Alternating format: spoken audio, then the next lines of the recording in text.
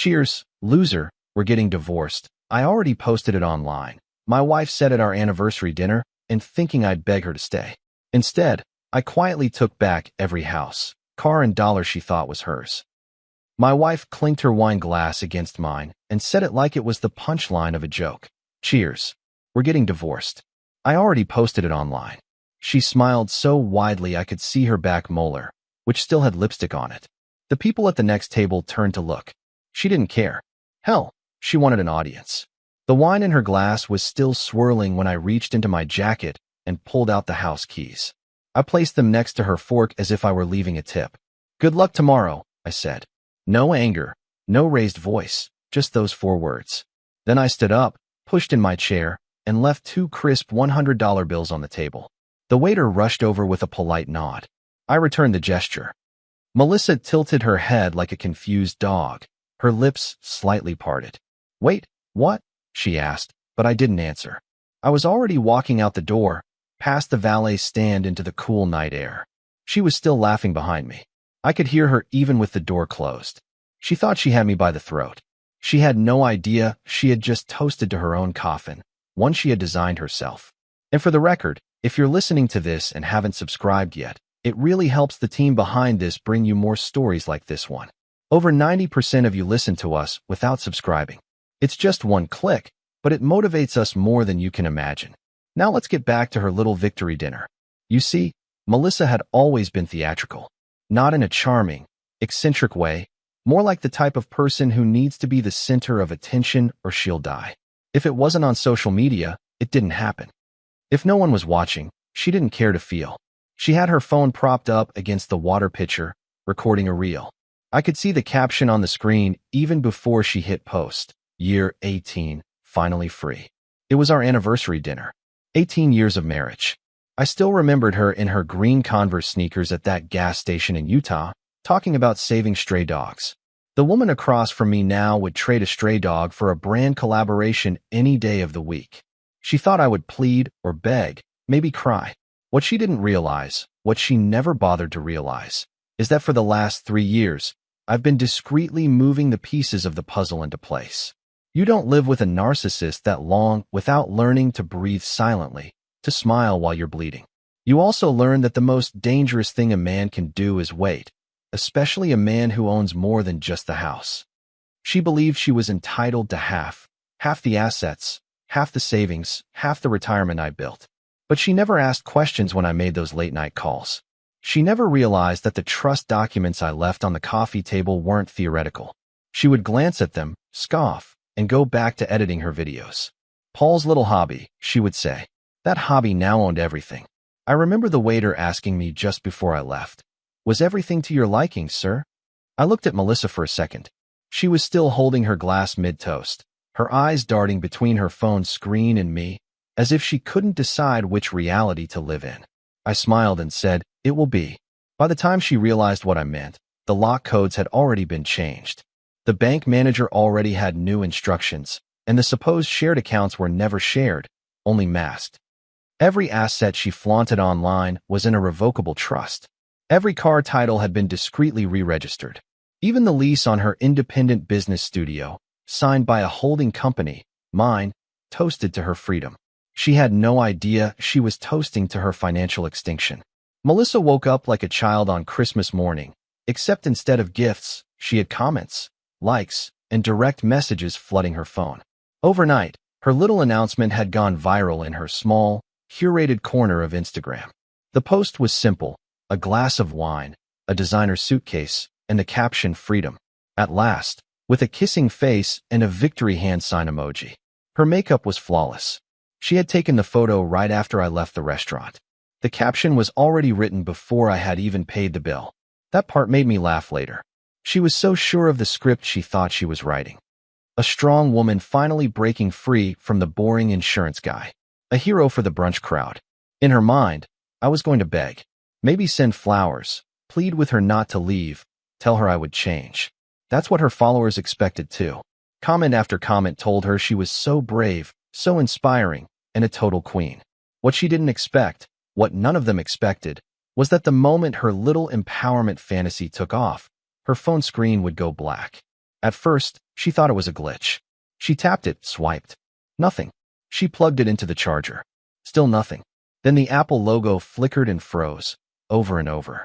She rolled her eyes and muttered something about needing a Genius Bar appointment. But then the real blow came. She opened her laptop, trying to log into the joint bank account, the one she used for spa treatments, boutique shopping, and those business expenses that somehow always ended up at Nordstrom. Invalid password. She tried again. Same result. She clicked Forgot Password. Access denied.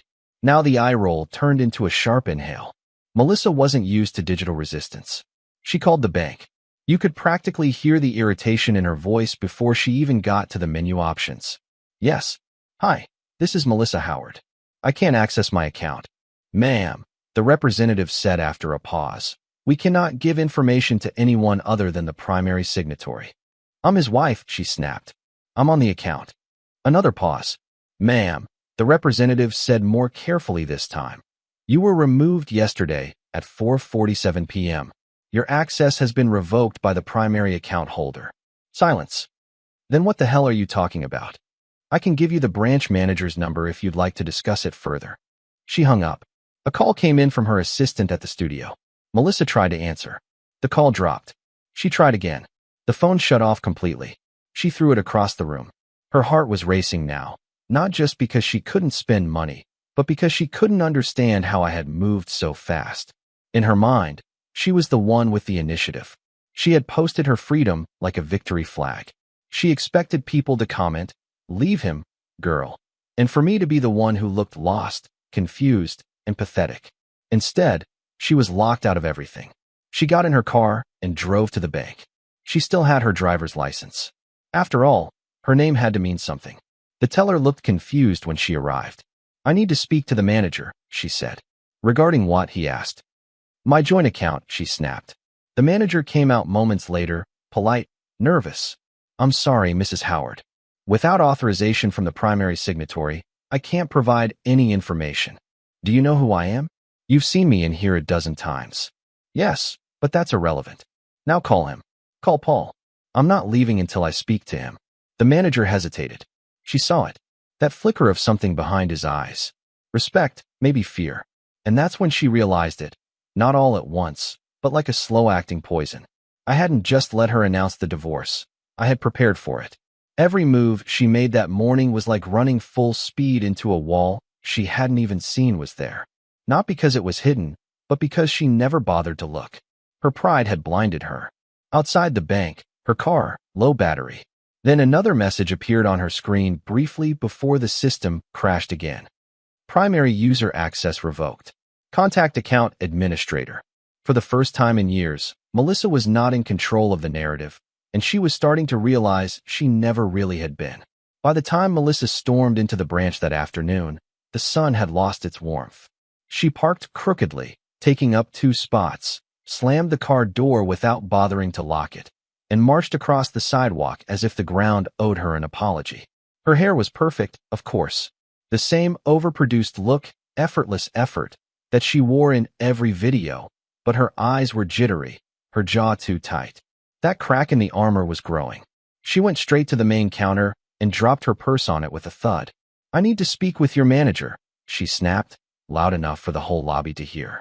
A mother with a toddler looked up. An older man near the mortgage window frowned. The young man behind the counter swallowed hard. Do you have an appointment? Do I look like I need one? She hissed. Just tell him Melissa Howard is here. He knows me. He didn't know her. That was the problem. The assistant disappeared. A few mumbled words through the frosted glass door. Then Charles, the branch manager, emerged, a man Melissa had dismissed a dozen times as the little rulemonger with coffee breath. He had the cautious gait of someone approaching a bear trap. Mrs. Howard, he said carefully, I understand you're having trouble accessing certain services. I'm having trouble accessing my own life, she snapped. I've been locked out of everything, and your customer service people have been useless. You need to fix this now. Charles glanced over his shoulder as if buying time. As I told you this morning, the accounts in question are controlled by the primary signatory. I am his wife, she said, enunciating each syllable as if for a courtroom performance. He clasped his hands together. That is no longer a qualifying condition under the current structure. Melissa blinked. The what? He seemed pained. A trust entity was established last year with controlling authority over all major holdings. We are legally bound to follow the instructions of that entity's signatory. And you're telling me I'm not on it? He hesitated. She leaned in, her voice sharp. Then call him right now. I want to see him tell me this to my face. And just then, like a cruelly timed hallucination, the bell over the bank's main entrance chimed. Melissa turned, and Paul walked in. Not the man in khaki pants and mild manners she thought she knew. Not the guy who always wore the same watch and fumbled through his phone settings like an old man at a coffee shop. This Paul was wearing a tailored navy suit. Tie knotted with precision, shoes shined. No wedding ring, no trace of confusion or hesitation, just a quiet calm and purpose. The kind of man who didn't arrive when summoned, but when it was time. The air shifted. A young woman at the loan desk instinctively sat up straighter. The security guard gave a small nod. Melissa stepped back as Paul walked past her without a glance, straight to Charles. Sir, the manager said quickly. We're ready to begin. Melissa's voice broke. What the hell is going on? Paul finally looked at her. Not angry, not smug, just tired. I told you, he said quietly. Good luck tomorrow. She opened her mouth to respond, but nothing came out. She couldn't understand. She couldn't process the sudden role reversal. The man she had mocked for years, called boring, outdated, just a pension on legs, was now speaking a language of power she didn't understand. And what was worse, everyone else in the room did. Charles handed Paul a clipboard. Paul didn't hesitate. He signed something, nodded, and began discussing transfer documentation with 3 staff members who had suddenly appeared. Melissa didn't recognize any of them. She had assumed she knew everyone Paul worked with. After all, she thought he was a quiet retiree from the boring side of insurance. What she never bothered to ask, what she never cared enough to investigate, was what I actually did. She missed the quiet name change on the LLC records 3 years ago. She never noticed the corporate notices that arrived under a holding company she never Googled. She thought the leather binder I kept in the study was just legal reading for before bed. The kind of stuff old guys read before falling asleep watching cable news. In reality, that binder contained the operational architecture of shell companies, the schematics of trusts, and the signatures that made me the sole controller of every asset that had her name near it.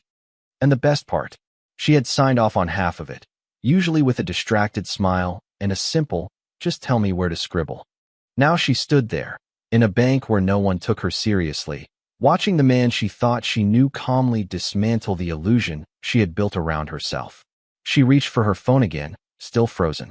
Her image, for once, couldn't save her because this wasn't a story she could edit and post. This was reality. And in reality, Paul, the man she had underestimated for 18 years, wasn't retired, he was just waiting. Melissa slammed the front door so hard the hallway mirror trembled. She kicked off her heels with enough force to send one flying against the wall. Then she stormed into the living room like a woman ready to wage war on drywall. Her perfectly manicured hand snatched the thick divorce agreement binder from the console table where she had tossed it weeks ago. Back then, when she thought signing it was just a formality, like submitting a resignation letter you've already bragged about on Instagram, she hadn't even read it. Why would she? She was in charge. She had the upper hand, the narrative, the followers. Paul was just supposed to shuffle off quietly into that long, boring sunset in a golf cart.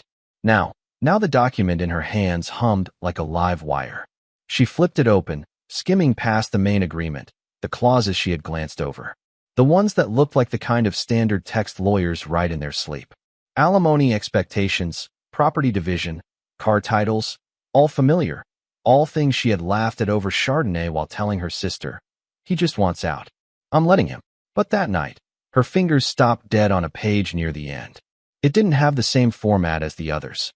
It had a signature in blue ink, hers, a second notarized signature, Paul's lawyer's, and a heading in small, centered text that read Supplementary Clause C, Discretionary Oversight and Conditional Waiver. She squinted, then read it, and her stomach lurched. In the event that the division of assets is initiated under circumstances deemed reputationally damaging, performative, or publicly derogatory, all agreed-upon transfers may be subject to a discretionary audit and delay under the authority of the revocable estate trust. Hereinafter, the trust. There it was, in legalese, clear as day, mocking her online, publicly ridiculing the divorce, turning their separation into a trendy reel with wine glasses and hashtags. She triggered the clause the moment she said, "Cheers, we're getting divorced," on camera, and Paul knew it. She checked the date next to the signatures. It was from the morning after her trip to Colorado Springs, when she handed him a pen and muttered, "Just sign it so we can stop dragging this out." He had looked at her for 3 long seconds and then signed. She had been so smug about it. She told her friends, "He's too old to fight. He just wants to be left alone." No, he just wanted a paper trail. She pulled out her phone. Dead. She ran to her laptop, opened Chrome, logged into Instagram, deleted the divorce post, deleted the finally free reel, deleted the video of her friends clinking glasses over a welcome to singlehood cake. Then she opened Facebook, removed every status, every sarcastic comment, wiping her digital fingerprints like a fugitive at a crime scene. But it was too late. At the end of Supplementary Clause C was an addendum. All publicly accessible materials may be submitted as demonstrative evidence to the Trust Council. Retraction does not nullify effect. He had screenshots. She knew he had screenshots, probably not just hers, probably notarized and timestamped files from his lawyer. Paul had always been methodical. She just never respected it. She thought his discipline was a symptom of boredom. She never realized it was armor. Now, every smug caption, every laughing emoji, every passive-aggressive TikTok she had made was a blade pointed at her own throat. Her power move, just Exhibit A. She stumbled to the kitchen. Suddenly thirsty, she grabbed a glass from the cabinet and filled it with water. Her hands were shaking. She spilled half of it on the counter. It wasn't just that she might not get half. The clause opened the door to a complete reassessment. If the trust decided she had violated the good faith element, and it was designed to, everything could be paused, reviewed, indefinitely, and discretionary. That meant Paul's legal team was in control. She could be stuck in limbo for months, years, no house, no studio, no cars, no retirement withdrawals. Melissa slid down the cabinet to the floor, still clutching the glass. She stared at the tiles, her breath coming in short gasps. For 18 years, she had assumed she was the smart one, the one who understood influence, manipulation, image. She forgot a simple truth. You don't measure intelligence by how loud someone is. You measure it by how quietly they prepare while you're gloating. Paul didn't argue. He didn't plead. He just drafted Clause AC and waited. The next morning, Melissa woke up before dawn, not out of ambition, but because she had spent the night digging down a rabbit hole she had created herself. 3 hours of internet searches, 5 hours of rummaging through papers, and half a bottle of Sancerre later, she sat slumped in a silk robe at the kitchen island. Mascara smudged, laptop glowing, hands still trembling. She started with a name, Rowan Sentinel Holdings, LLC. She had seen it in the trust clause the night before. She thought it was just some shell company Paul's lawyer had made up, but when she typed it into the public property search site, there it was, the house in Rowan's name. The Audi she drove to Pilates every Thursday, Rowan's. Even the downtown studio where she ran her luxury home decor consultancy, a space she regularly boasted about owning outright, listed Rowan Sentinel Holdings as the property owner. Her name was on no deed. She blinked, scanned again, still nothing. Rowan Sentinel Holdings had quietly absorbed everything over the course of the last 3 years. All title transfers with retained use rights. Something Paul explained to her once at dinner while she was half listening and looking at purse ads. She remembered that night clearly now. She had laughed. Actually laughed. "Oh, is this your little retirement game, Paul?" she had joked over wine. "You and your invisible empire. So mysterious." He hadn't responded. Just looked at her, blinked once, and said, "I prefer quiet assets." She had rolled her eyes. She thought it was adorable. The way he obsessed over paperwork, documents, corporate structures. She called it Old Man Tetris. She never asked what the company actually did. It turns out Rowan Sentinel wasn't just a trust vehicle. It was a holding company, one Paul had formed with ironclad governance. It had its own bylaws, its own advisory board, its own council. The paper trail stretched across 3 states and 4 legal jurisdictions. It was legitimate and absolutely not hers. The only thing Melissa technically owned now was her wardrobe, her paid-off credit card balance, and the tote bag she got as a PR gift at an interior design conference. Everything else had been loaned to her under terms she never read. Terms buried in the updates she ignored every time Paul emailed her a document with a quick, "Just click to approve." She clicked every time without asking questions. She thought she was signing off on some meaningless tax efficiency play. She was seeding the castle room by room. The worst part, the revocable trust gave Paul full discretion to withdraw access from any beneficiary in the event of conflict, misconduct, or Melissa froze on this line. Demonstrated malice or reputational damage. She didn't need a lawyer to translate that. Her posts, her jokes, the wine glass photo, all documented. The night before, the trust had issued an internal notice. She saw the PDF forwarded from an anonymous email, probably Paul's way of twisting the knife. Beneficiary access revoked. IDM Howard. The date was yesterday's. Melissa picked up her phone, which was finally working again after a forced factory reset, and opened her banking app. Declined. She opened her calendar. The day was filled with client consultations, people she had promised luxury redesigns to, most of them based on the aesthetic of her former home. She couldn't even get back inside to take new pictures. She sent a frantic email to her assistant. Take everything off the site that references the showcase house now. Then another. We still have the renders for the Dunlap project. Use those instead. She paused. That project was also in Paul's name, and the license was too. She had nothing, no anchor, no leverage, not even a fake narrative to cling to. She clicked back to the public business database. Rowan Sentinel Holdings had a list of directors, 6 names. She recognized none of them. Paul's name wasn't even there. That's when it truly hit her. This wasn't a last-minute act of revenge, not a panicked move from a humiliated husband. This was a strategy executed years in advance. The trust had been growing, absorbing, and registering while she danced in front of phone cameras and planned her public exit. Paul didn't just plan for the divorce. He planned for there to be nothing left when she left. She was taking the show. He was keeping the stage, the rights, the lighting rig, and the theater lease. Melissa stared at her own reflection in the dark screen. Her whole life, she had assumed she was the smartest one in the room. It turns out the quietest man at the table had been building a fortress while she was bragging about stealing the key. The spa receptionist smiled as Melissa handed over the gleaming platinum card with her signature rose gold manicure.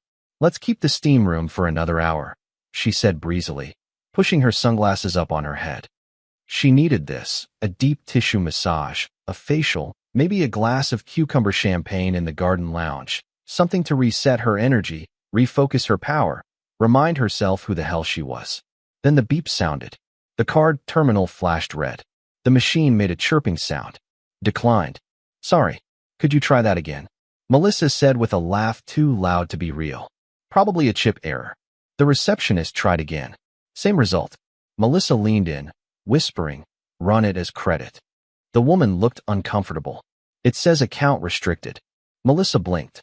"That's the shared account." "Run it again, ma'am." The woman began, but Melissa was already pulling out her phone. She dialed the customer service number. Her nails tapped on the counter. "Yes. Hi. I'm calling about a declined card." "Yes, my name is Melissa Howard. My husband and I share this account." A pause. "Ma'am," the agent replied. "You were removed from that account 3 days ago." "No, that's not right. This is our main account." "Not anymore." Melissa hung up mid-sentence.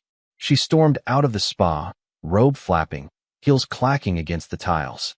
She got to her car, her sleek white Mercedes convertible, and yanked the door open. The digital dashboard flashed a warning. "Vehicle requires verification. Owner override engaged." She tried to start it. Nothing. She slammed the door. "Are you kidding me?" Then she noticed the name on the registration in the glove box. Paul W. Howard. It wasn't hers, never was. She grabbed her purse and walked 5 blocks to the bank, sweating through her expensive workout set. When she arrived, she slapped her palm against the glass entrance to get someone's attention. Inside, Charles, the manager, saw her. He came to the door himself. "I need access," she hissed. "All of this is freezing everything." He opened the door just enough to speak. "I'm sorry, Mrs. Howard. I told you the accounts are under review by the Trust's legal division. Access is frozen until the audit concludes." "What audit?" "It's standard protocol after a clause activation. You should have been notified." "Clause? What clause?" He didn't answer. just looked at her like a man watching someone drown in a pool they'd bragged about diving into. She turned and stormed away, dialing Paul's number. Straight to voicemail. She sent a message. "You can't do this." She paced in front of the building across the street, jaw tight, thumbs flying. Another message. "This is financial abuse. I'll tell everyone. You look insane." The reply came 30 seconds later.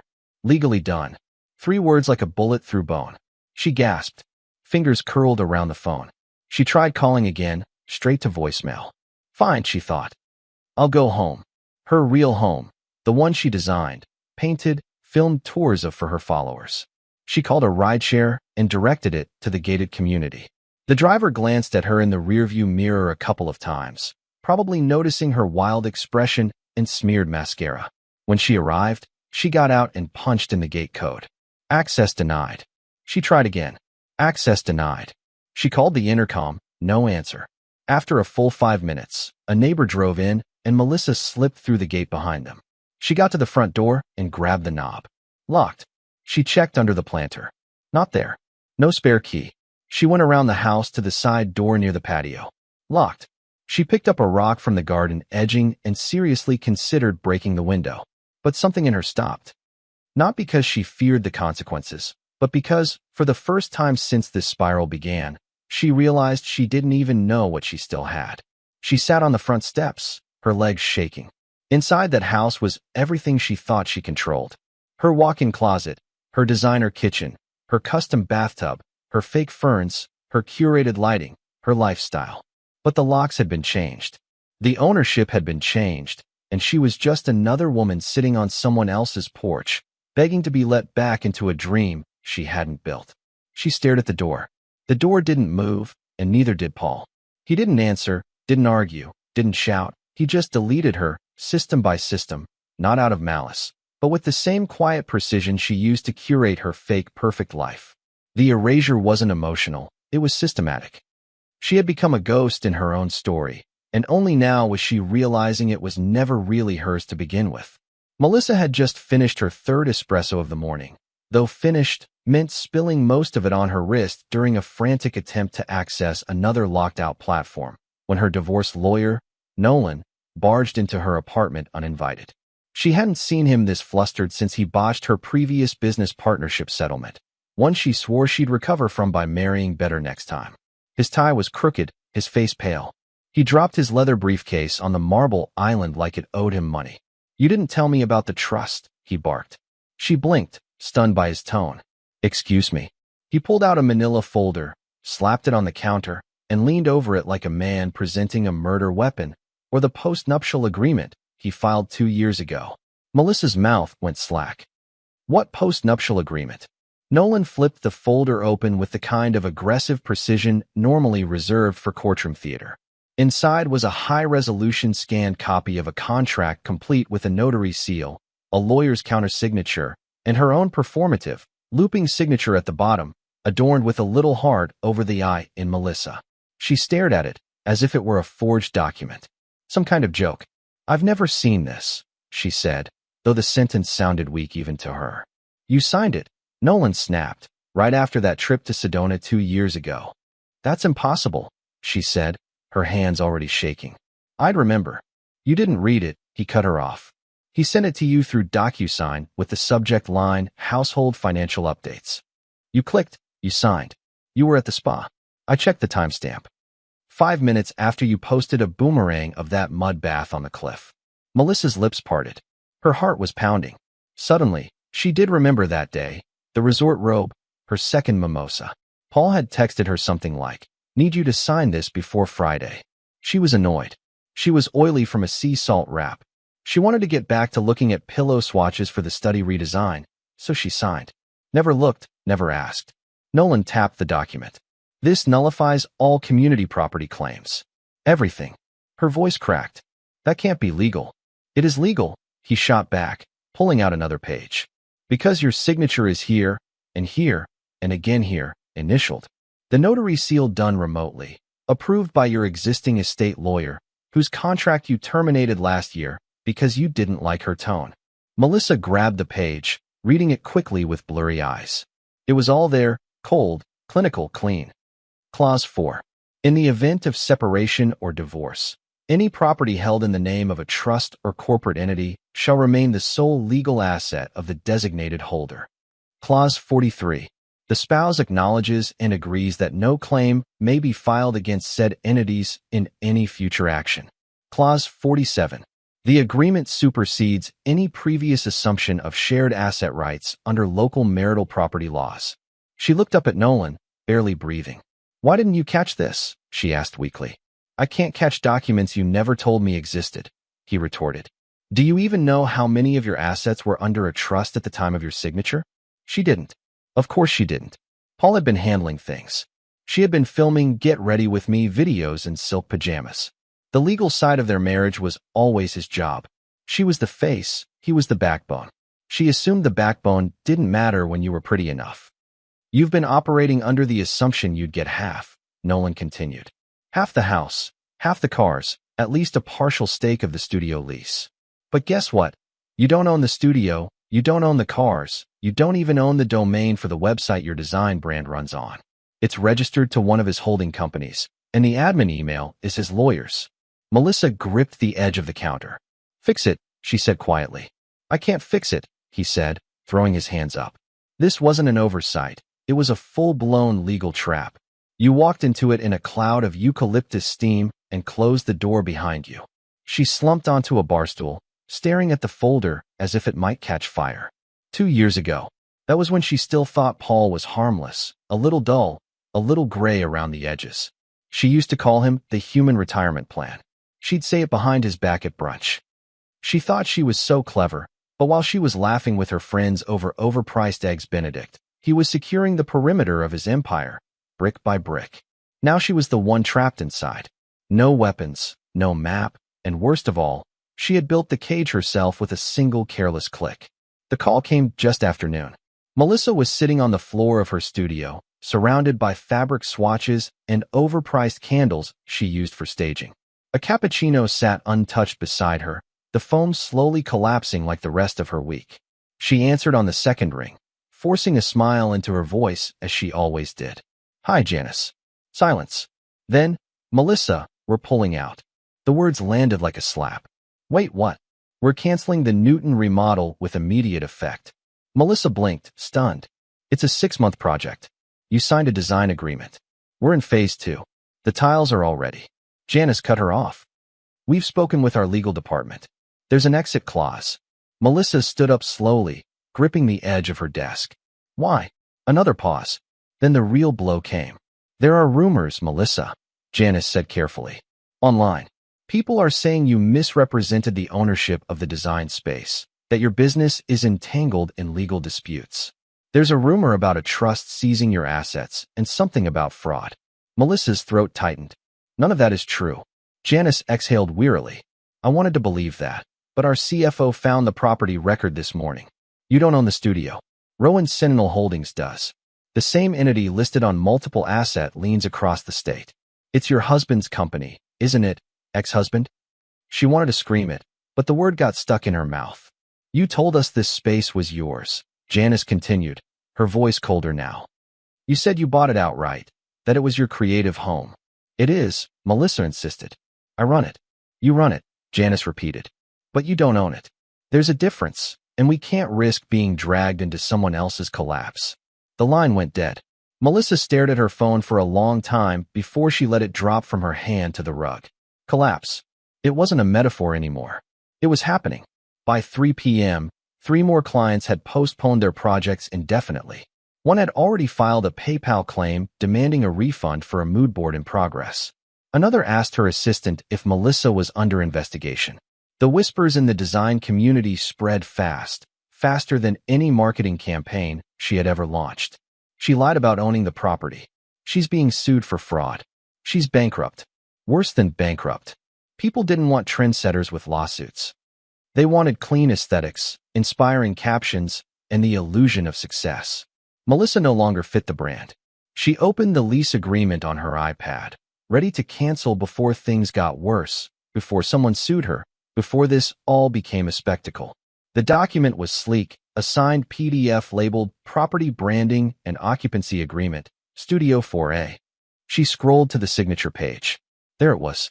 Owner, Rowan Signal Holdings, LLC. Tenant, Melissa Howard. Occupancy license only. She stared. License only. No lease, no rental rights, no tenant protections. She hadn't noticed before. Paul had handled it all when she said, I don't do paperwork. Just make it pretty and simple for me. He had made it too simple. She scrolled further down. Clause 8. The licensor reserves the right to revoke occupancy at will with 15 days' notice if the licensee is determined to have engaged in breach of the reputational conduct standards outlined in Section 6. She clicked to Section 6. One line stood out in bold. The licensee shall not engage in public conduct that brings reputational harm to the licensor or associated entities. Every post, every video, every snarky caption with Paul's name veiled in sarcasm suddenly lit up in her memory like a minefield. This wasn't just a clause, it was a tripwire. She tried calling the trust's legal office. A woman answered in a monotone voice. Yes, Mrs. Howard, your access license is scheduled for revocation in 10 business days. You will receive an official notification by courier. I recommend you begin the relocation process. Melissa laughed, or maybe she choked. It was hard to tell. Relocate where? That's outside our purview, the voice said. We only manage the property rights. And just like that, the studio was gone. Not in a fire, not in a scandal, quietly. She stood in the center of her empire, the space she had posted, filmed, and bragged about for years. The place she called her sanctuary no longer belonged to her. It never had. The photos on her website taken in a space that wasn't hers. The brand she sold built on rights she didn't read. The empire she flaunted built on borrowed land. And the owner had just reclaimed it. Melissa sank onto the velvet sofa under the gold-framed painting that read, Manifested. The irony almost made her laugh again. Almost. Melissa was curled up on her mother's guest bed, knees tucked under a blanket that smelled of lavender and old age. Her once impeccable nails were chipped. Her phone on its last 6% of battery. For 2 days, she had been living like a fugitive in her own life, staying in the apartment she once called a Plan B, surrounded by floral wallpaper and porcelain angels that made her itch. Her mother had fallen silent, tired of the drama, tired of the legal this, trust that, tired of the daughter who once walked with her nose in the air but now roamed the kitchen like a rabid raccoon. When the phone lit up, she almost didn't answer. Restricted number. She hesitated, swiped. Hello, Mrs. Howard, a clipped voice said. This is Rena Keeler from the Hill Senior Complex Property Management. I'm calling regarding Unit 3B, the apartment listed in your mother's name. Melissa sat up straight. What about it? We've received instructions from Rowan Sentinel Holdings regarding the lien on the property. They will be proceeding with the reassignment. No, I don't understand. That place is my mother's. What does Paul have to do with it? Another pause. The original down payment was issued through a discretionary trust associated with Mr. Paul Howard. The lien was recorded accordingly. We have received documents authorizing its transfer. Melissa's throat tightened. Transfer to what? To the holding company. Effective immediately, utility coverage has been suspended. Water and power will be shut off in 5 business days unless other arrangements are made. You can't do that. You can't just leave us with nothing. My mother is, she is. Mrs. Howard, I recommend you secure alternative housing within the 30-day notice period. This isn't personal, it's a financial reassignment.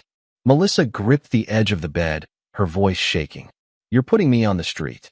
I'm simply following legal protocol. The call ended before she could respond. She sat there, mouth open, disbelief turning into something much darker. She went to text Paul, her fingers stabbing at the screen. You sick bastard. This is my mother's house. She has nothing to do with this. There was no reply. Not for hours. Not until dusk painted the walls with gray-blue shadows and her reflection in the hallway mirror looked like a woman who hadn't slept in a month. Then, a ping, a message from Paul, just one. I gave you the keys, you turned them into weapons. I've only taken them back. Her thumb hovered over the screen. She wanted to scream, to throw the phone against the wall, to storm into whatever office he was hiding in and demand to know how he could be so cold. She wanted to say it wasn't fair, that he was being vengeful, cruel, punishing her for things she didn't mean. But what could she say that didn't ring with hypocrisy?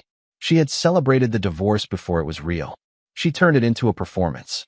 She turned him into a punchline. There were memes, reels, group chats, mocking the old guy still stuck in analog. And now the old guy had outplayed her in the one language that never goes out of style, legal infrastructure. She had lived in the luxury built on his silence. She assumed silence meant weakness. She assumed kindness meant blindness. She assumed she'd be the one walking away with the bags and the narrative. Now all she had were headlines in her own mind. Designer evicted. Divorce queen loses studio, apartment, and control. She stood in the kitchen of her mother's apartment, where a single light bulb flickered as if already preparing to go out. No spa day would fix this. No clients to fall back on. No platform left for her to tell her side of the story. She opened the empty fridge, opened the freezer, just her mother's frozen peas and an old ice tray. She took the bottle of white wine from the counter, half empty, warm, and sour, and poured it into a mug.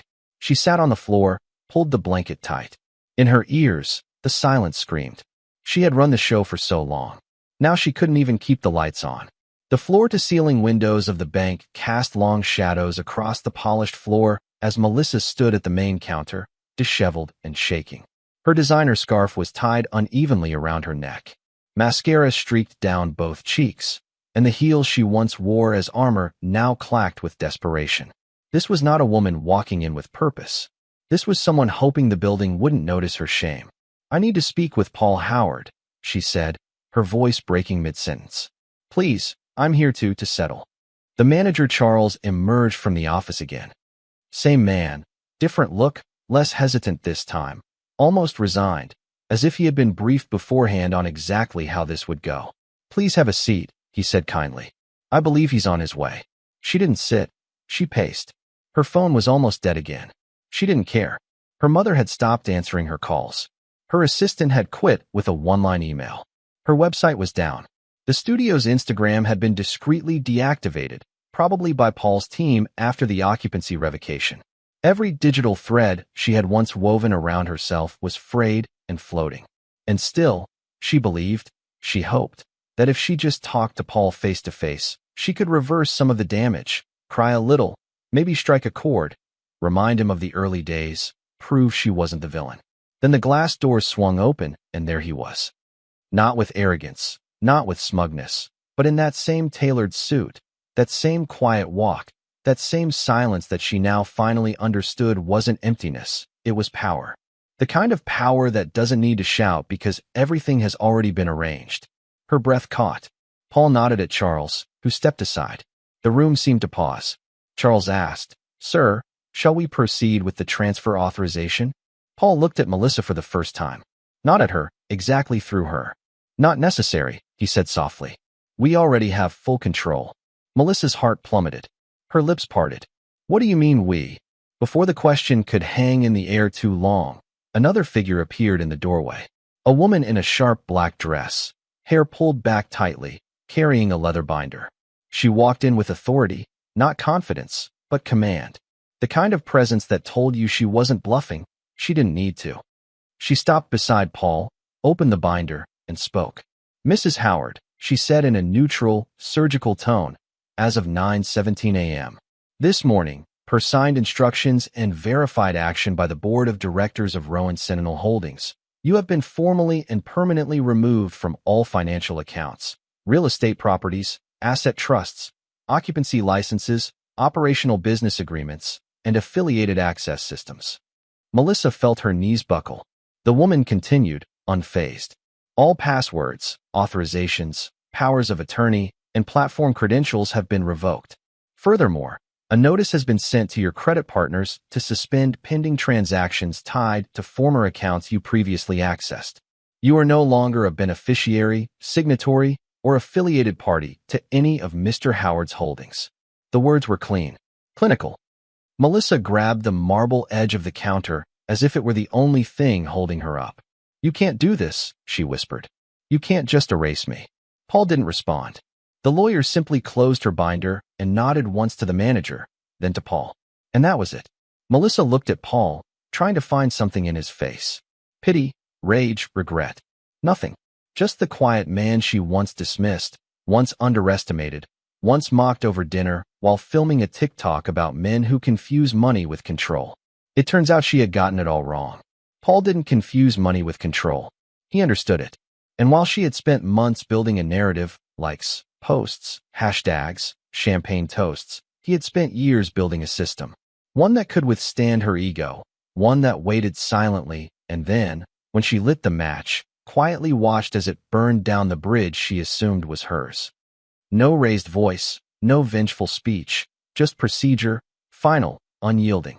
She stood in the middle of the branch. Customers walking around her, the hum of office phones and quiet conversations all merging into a muffled buzz. Paul turned and walked toward the door. Melissa took a step after him, her hand reaching out, not even sure why. He didn't look back, not once, and that more than anything told her it was over.